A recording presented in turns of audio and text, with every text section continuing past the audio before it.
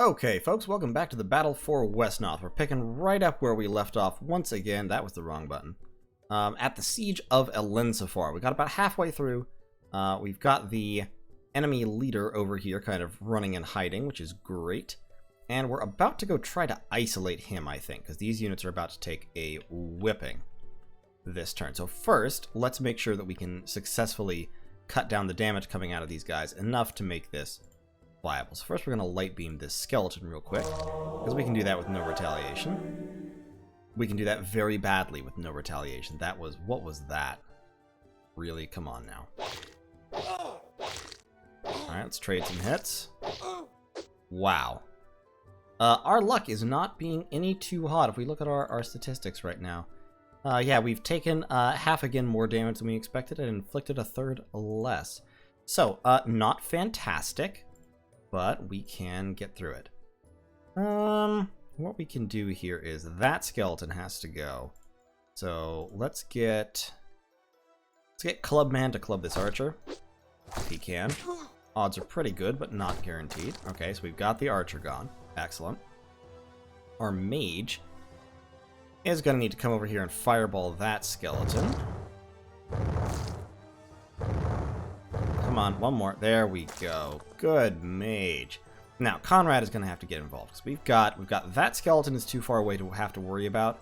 These guys we kind of have to pin down if we're going to isolate a Godla. So, Conrad, let's actually get our healer up here. I'd like to slow this Orcish warrior, but that doesn't look like an option. Let me think. They're going to go after this thug if they can. Let's put Riglock. He gets 60% defense, but only 33 health. Ugh. Kind of a rough situation. I don't think we can go after a Godla right now. I think we need our archer to be here. Kind of blocking squares. And he can get marksman shots on that guy on the castle. So we inflict some decent damage. Then I could attack with the magical thorns to try and kill him and put Conrad on the castle. That might actually be a really good play. We can put her right over here. 78% chance to get rid of him. Okay, let's do it. Come on, there we go. Alright, so we got rid of him. Now, Conrad and Heir can take those slots. So now we've formed a solid line. This guy's only under attack by one skeleton. If he kills that skeleton... yeah, actually, we want to get rid of that skeleton, because we need to fill that space so that somebody can't knock off Sanin super easily. So we're going to take Haldiel. Haldiel's got 39 health. They can do 20... they could do 51. 20, they'd have to hit him twice after that. No, they would have to score hits on all their attacks. 20, because he'd have 19 health left. Yeah. I'm comfortable with that. Especially because their attacks are actually a little bit weaker against him because he's a knight. So they would do 8, that's 16. And then a skeleton would do 6. So sometimes you have to do math here in your head, which is not my favorite. So 16 and 18 is 34. So yeah, they wouldn't be able to kill him, so that's fine. And then we're going to shoot this guy with some arrows real quick. Just shoot some arrows at him. Keep him honest. Move over there and throw knives at him for free damage. And Monsieur Guimli will come over here, where he is unattackable, but in position to attack a Godla if a Godla stays. We can drop the Storm Trident on him, do some good damage. Excellent, good turn. Okay, yep, that's fine. Good, great, excellent, love it, gotta have it. Okay, that's, oh no. Oh no, I think they're gonna kill him. Odds are they're gonna kill him. Come on, man, you can do it, just dodge. Dodge it like, yes. Okay. We've still got our loyal thief bro. Excellent, excellent, excellent. Everything is coming up confusion right now. And once we've gotten rid of all the orcs here, then this is just going to be cleanup, because there are not many skeletons left, and they're just being summoned. They're not coming fast. Now you, sir. Yeah, I think that's good, and that'll level you up. Excellent. Alright, so we've leveled you up to a bandit, so you have a much more powerful attack and more hit points. Excellent. Exactly what we needed. You can run away. And you can get on there, which means that now you can recruit. So we can recruit. Let's recruit another elvish fighter there. Well, pierce damage isn't terribly valuable at the moment, is the thing. Let's launch the charge. Excellent. Got rid of him. Haldiel is pretty close to leveling. Let's get her over up there to light beam him. Damn, missed. Didn't manage to get the successful light beam. You, sir. I could use you throwing fireballs at either of these guys. Let's have you come down and Storm Trident him. Okay, that's 11 damage. That's something. Then get the Poacher. Well, not the Poacher, actually. We don't necessarily want to use the Poacher. Let's get you to do a little bit of bow damage. And then let's see if we can feed that kill to our mage. Come on. You can do it. I believe in you. Come on. 1 out of 4 with 70% chance. That's Wesnoth. That is absolutely freaking Wesnoth. You, sir. Just finish him off, please. Okay, great. Finished him off. This druid should come up here and slow him if possible. I really, really want to cut down on the damage he can do. But I also really don't want to be totally vulnerable. So let's recruit an elvish fighter there. Let's recruit another mage there. Right next to that skeleton isn't ideal, but the skeleton won't do all that much damage right off the bat. And then this guy... yeah, this guy can do some real damage. Ooh. They might be able to kill Gwimli. That would totally suck. Gotta put somebody there. And let's get a little bit of marksman damage on him. Okay. Odds of the kill are very, very low, so we're not going to go for that. We are, however, going to ensnare somebody. We've got to ensnare somebody to minimize damage. Or not, or we'll just do that. Okay, let's see how this goes. We might lose Gwimli here. It's possible. Because the Orcish Warlord can reach him. So if this Orcish Warrior damages Gwimli, the Orcish Warlord will probably rush over to try and finish him off. The Warrior is going to do 12 damage a hit, which would take him down. If it hits him, it would take him down to 39. And that means he would only take 2 hits from the Greatsword to kill. So that would be super unfortunate. We might lose Gwimli here. Yep, here it comes. Oh! Oh! Damn it!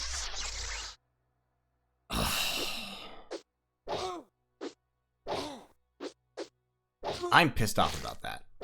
I don't care about this guy. I'm pissed off about that. And that's the thing with Wesnoth. Sometimes it's just... Even when you're at full health, you just can't...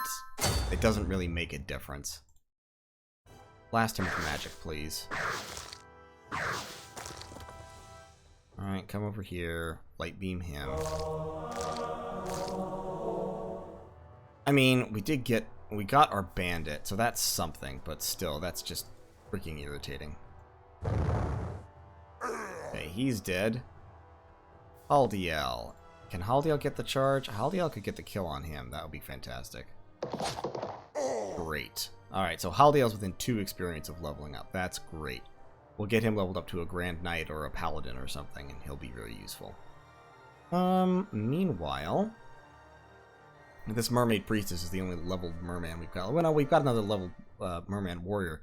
But that merman warrior does not have the Storm Trident. That's great. Okay, good. We killed him. And we're going to go start grabbing villages. Grabbing every village we can reach. Get our income up. Get heals. do the thing. We're going to need another Elvish Shaman, or possibly 2 for heals. Get 1, let's get another Mage. Let's get another Elvish Fighter. And that's our gold for the moment, so you can go over and grab that other village. We have a village back here that hasn't been grabbed either. We've got plenty of turns, so we'll be able to clean this up pretty well. I'm still mad.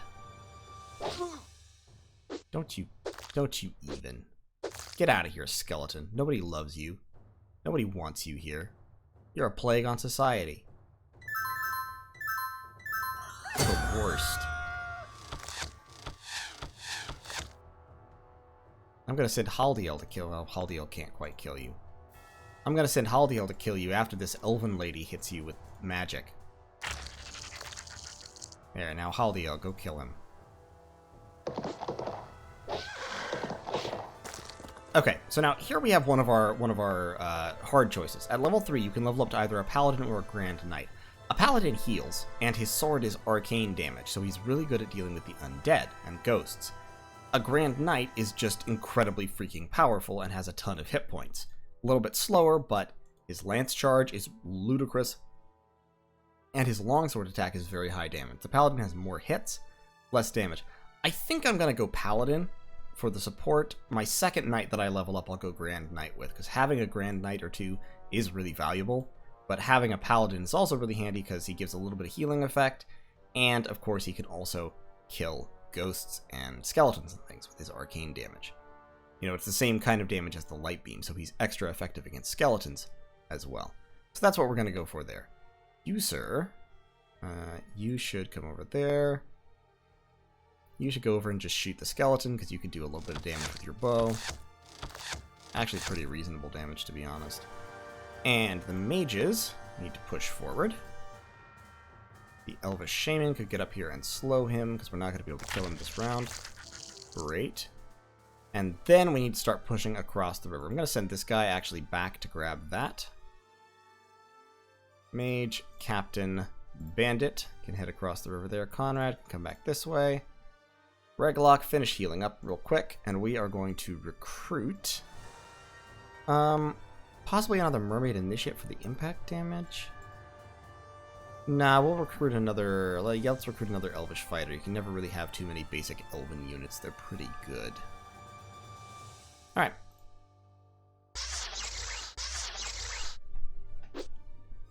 More skeletons coming out, but like I said, I'm really not scared at this point. The enemies shot their wad. They managed to kill one valuable level 2 unit, and this is kind of the issue that arises with Wesnoth campaigns, because Wesnoth campaigns assume that as you progress, you're getting better. So yeah, this is why the Paladin is useful, because he gets 50% extra damage against the undead. So during the day, that sword attack just rips undead apart like no problem. It's actually almost an issue because it means that he gets experience for any undead he fights during the daytime. And he's already level 3, so he doesn't need the experience. So, like, in a situation like this, I'm coming over here like, well, I mean, I don't really want him to kill that skeleton archer, actually, so... yeah. I'm gonna feed the experience to Oceana instead. There we go. 4 hits there. Gonna hit him with a couple light beams. And great. So Oceana is working on leveling herself up as well. So these 2 units, I really don't want to give any more experience if I can avoid it, because they don't need the experience. The experience will not even, in fact, help them. So we've got him down. Now, if we can kill this guy, moving a mage up to blast him would be very useful, because, of course, the mage will do a bunch of damage. If we can't kill him, however, then we've just put one of our mages in jeopardy for no real reason. So, if we move the mage up, only the Elvish Avenger will be able to help. So the Elvish Avenger can do 16 damage potentially, probably is only actually going to hit 2 or 3 times. We can probably count on... let's try it. We want to push as hard as we can here. Okay, 20 damage. 47% chance to kill, 13% chance to kill. Let's play it safe. The mage isn't going to die anyway. Ooh, very nice. Very, very nice. And then we can move this lady up to entangle. So we have the damage the skeleton does. And that's fantastic. We can get him up there. Get him up there. Have the paladin rock on up. And, yeah, you can see the lance charge does very little damage to skeletons. Just have the paladin rock up for heals at the moment. I'm not going to attack with him, because we're at half damage from that guy anyway. We'll move that way. Move that way. Get our elvish fighter up there. I'm actually going to recruit one elvish scout, just to grab villages. And if we look at our recall list, we have one rider. We have another scout, a strong resilient scout. That's a good combo of abilities. Who's halfway there. What else? We can actually clear off our recall list, like this guy. Dismiss him. He's not important. Not important. Not important. The ones that are real low experience, you know, even if they have decent combos of stats, we don't need them, because they'll cost more to recall than they do to recruit new ones. Except this footpad. We're not going to dismiss her because we can't recruit footpads. So the ones on the recall list are all we get. We've got one thug and one footpad on the recall list. We do need to level them up at some point, because we want those units eventually. Okay. That'll be fine. I might recruit one more unit. Let's recruit one more elvish fighter, and that will be it for this scenario. That'll be all the recruitment we need to do, so Conrad will begin to advance. So yeah, as I was saying earlier, the game kind of assumes that your party is getting stronger and stronger as you go along. And if you lose leveled up units during scenarios, then your army is not effectively getting stronger. And that means that in further scenarios that assume that you have those powerful units available, you don't have the strength that the game thinks you have, and that the game thinks you should have, and is planning for you to have. And as a result, you find yourself in this catch-22 situation, where you're worse off than the game thinks you should be, and as a consequence, you can't win the scenario without losses. And so you end up even worse off still by the end of the scenario. It's an interesting and frustrating combination of ways. Unfortunately, there isn't a whole lot to be done about it sometimes. You just have to really, really strive to avoid leveled up casualties. Like losing that merman was a big, big blow for me. I'm going to send in that rogue, actually, to finish him off, because I do want to level the rogue up as well. You can grab that. You can go over to grab that. You, sir, can run up this way. We'll get him moving. Move, move. You. Yeah, you could get him, or the rogue. Let's move you over here, maybe? Let's actually move you up. Like that. Like that. There we go. So now, Monsieur Rogue. No, don't. I didn't mean to undo. You can go there. And actually, you could feed that experience to the mage or to the rogue. Let's feed it to the rogue if we can. There we go. And you can slow him so that he can't do damage back. And then let's see if we can kill him with Heir. Get a little bit of experience for our Elvish Captain. Because Elvish Marshals, the upgraded version of this unit, are very, very nice. They're a lot like Conrad, to be honest. Okay. At this point, this scenario is pretty much clean up. Pushing into the cave will be a little bit annoying, but even that honestly won't be too bad. Why did you move back? I'm not certain, but I am certain that I'm going to blast you with this mage. Great. Huntsman can grab that. Kovan, the bandit. I'm tempted to rename him Conan. You run up there and grab that, just for funsies. And then let's get set up here. So you should actually be there, because then you can hit 2 squares and give them help. And let's put Nisia the Elvish Shaman right there. Let's put Reglock right. Put you right there, then we can put Reglock on the other side to get his backstab bonus, so now he deals decent damage. Just do a little bit of slapping here. Entangle, please. Entangle, please? No? Okay, I guess you don't want to entangle. That's fine. I'll live without it. I would like to level up Elrian by the end of the scenario if possible. The easiest way to do that would be to get him the kill on Muf Jamal, and also Janal, I'm sorry, and also a couple of other kills. Ensnare? Yeah, let's ensnare with the Elvish Druid. Okay, good. That's fine. Then this Avenger can go over here, get a little bit of sword damage going on. And then you can come in for the backstab. Great. Excellent. So we're spreading experience around, which isn't ideal necessarily, but it'll work. I mean, as long as the experience is being gotten, you're fine. Eventually it does all add up. But I definitely want to get at least one more level up during this scenario. I've gotten a couple, but I've also lost one, so I kind of have to make up for that, if you know what I mean. In order to maintain maintain the growth of power that I need in order to keep the scenario rolling along steady. So Elrian. Elrian wants to get a kill. Conrad up. Elrian can kill him, hopefully. Good. Okay, so Elrian is at 57. So he needs 43 more experience. I'm not sure if 43 more experience is in the cards. I'm going to not take any of the remaining villages in order to let the enemy commander recruit as many units as possible, which I know seems counterproductive, but I've kind of got this in the bag at this point, so I don't need to worry too much about him inflicting, like, actual damage. Put Reglock up there. Let's get Raniel up here. I'd like to level up Raniel very much, and Haranal could do with a little bit more XP as well. Haranal gets it, I won't be mad. Okay. Haranal got it, that's fine. Lissar should be right there to heal up.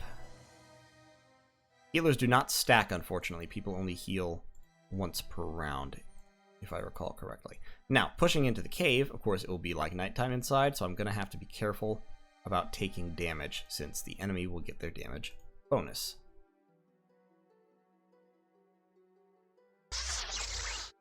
Okay, so we've got a couple of skeletons built up. That is fine. Elrian should go... Elrian doesn't want to be on the front line because he's not super tough. Okay, so this is an event that fires. You come in here, they spawn a Revenant, a level 2, and then a Loyal Skeleton. The Revenant is the dangerous one, but fortunately he has no ranged attacks, so as long as you use ranged units to fight him, you are fine. We're going to try to draw him in here. We're going to try to fight right in this area so that we can just kind of burn through slowly. And we'll get our mages up, because the mages will be the main killing power here. And like I said, we'll try to level Elrian up during this this little portion of the battle. Yeah, he got a bunch of extra money. I think just spawned for him during when that event fires. So I am actually going to go take his villages, because otherwise he might be able to hold me off until the end of the scenario, just because there's only so much fighting that can be done here. So we're going to grab that. Aldiel. And my scout will ride off in this direction. Get the Mermaid Priestess moving up. And get our Elvish Fighters moving up as well. You, sir, should fall back. And what we want is we want the Mage to move forward and kill him. But we want the odds to actually be in our favor when we do that. So, yeah. Just hit him once. Come on. Just hit him once. Just hit him. Thank you.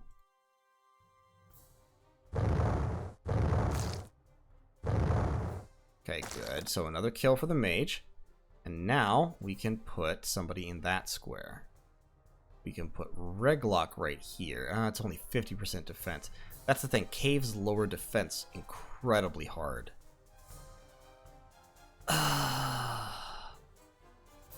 Put her there and entangle him. Good. That way she'll also be able to drop a heal backwards if necessary. And this mage can go over this way. Conrad can come up here. And I think that's going to be about it. Kovan, we can swap that guy out for Kovan if necessary. Okay, slowed. Excellent. Good. He decided to come out and fight, which is weird, but okay, I'll take it. And since he's slowed, of course, he does only half damage.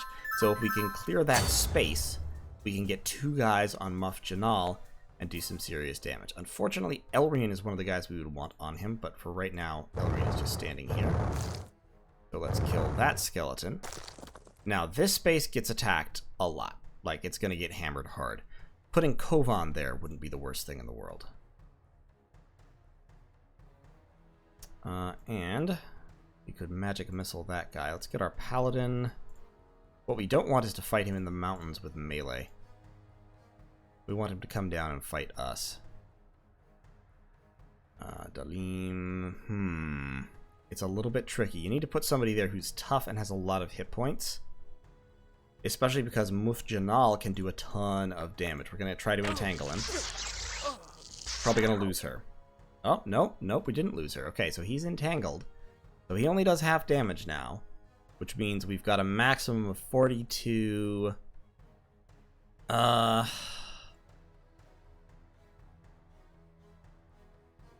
Could just barely potentially kill him if we put Conrad in there. Better odds of killing him if we put Kovan in. Let's put Kovan in and launch that attack, actually.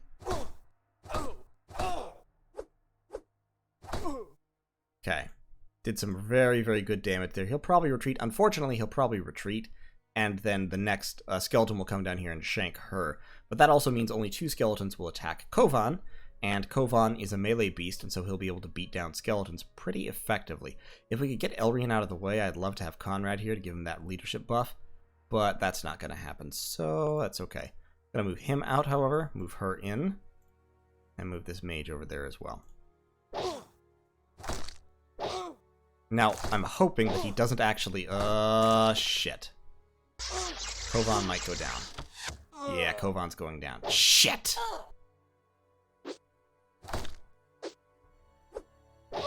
This is another downside to Wesnoth's combat system, because you get these counterattacks. So what happened there was basically Kovan, he probably would have gone down anyway, just because of the way it worked out. But if you have a really tough unit surrounded by weak units, one weak unit can come in, attack you, get killed, and then the next weak unit comes in and attacks you and gets killed. You see how it works. They get a bunch of extra attacks, and they effectively get to hurt you many, many, many, many, many, many times. It's very unfortunate. 50% chance to kill with that. I don't like that necessarily. We're just going to blast this guy real quick and try to feed the kill to Oceana if we can. Probably can't. Wow. Definitely can't. That was bad. Yeah, blast him.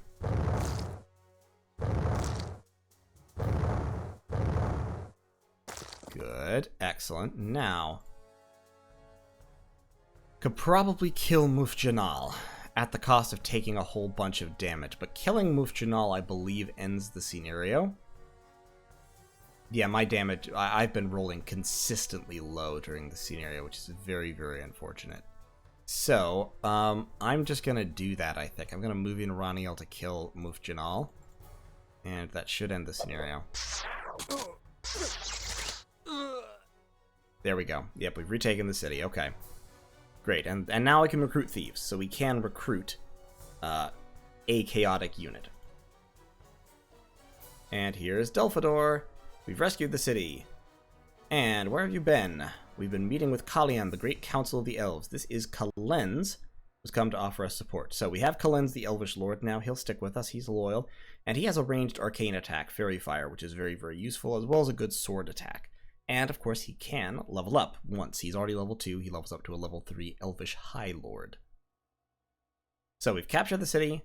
We must capture the Scepter of Fire. So this is the first kind of hard left turn in the plot of this campaign.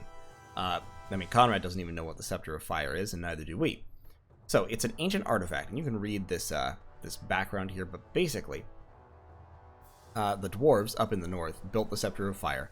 They made it, and then shortly afterward, there was some kind of fight between them and elves, but the scepter was lost when the makers were driven underground.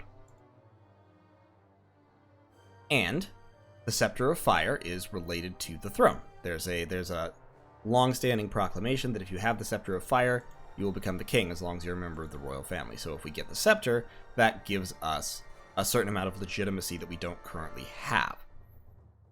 But if we find the scepter, the people will support you as king. See, that's what I'm saying. So, Conrad wants to be... Delphador wants Conrad to become king. I believe you will be king one day. Now let us make haste. Can't go to Westmere, but we have to evade the orcs and go somewhere else. And as we said, we're searching for the Scepter of Fire, so we're going to end up heading north towards the Dwarven Mountains.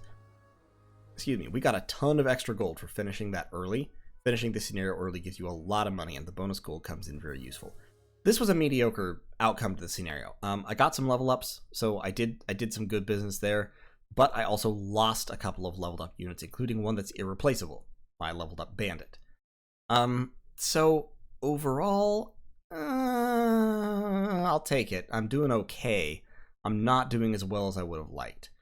I got decent experience on Heir. I got good experience on Elrian and on Raniel.